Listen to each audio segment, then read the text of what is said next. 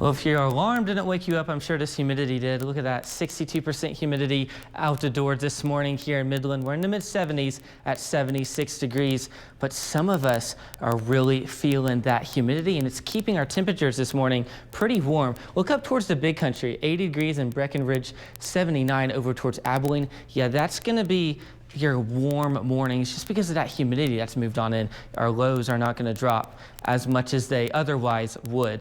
And you're seeing this here. All this moisture from East Texas is moving on in. That's why we have a 70-degree dew point over in San Angelo. If we take a wider view, you really see that moisture moving on in. Houston's only at 70, or I say only at 75-degree dew point. That's a lot, but it's only 5 degrees increased from San Angelo. So that just gives perspective to how muggy it is outside.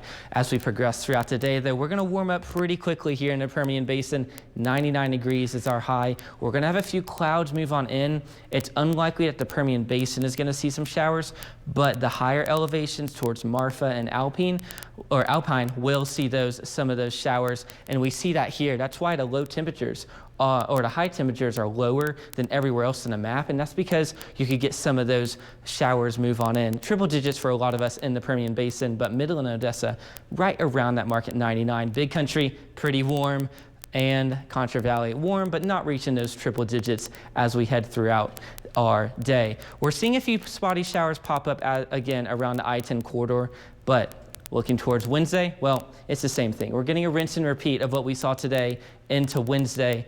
Look at that, dry to start the morning, and then we're going to see some of these spotty showers move on in as we head towards the afternoon. They're going to dissipate pretty much after sunset, though, so they're not going to cause a lot of problems. We're going to be warmed over the next several days and then dropping off as we head towards the weekend. And those rain chances, well, we're not going to see them for San Angelo and Abilene. The big country and Contra Valley look to be dry over the next several days. San Angelo, you're going to be teeter-tottering around the 100-degree mark, between 100 and 99, kind of going back and forth. Abilene, yeah, you're going to be comfortably into triple digits, 102. Look at that. And again, those rain chances still drop off as we head towards the weekend, and just like the rain chances, the triple digits will as well. So we're going to be drier this weekend and a little bit cooler, if you want to call it.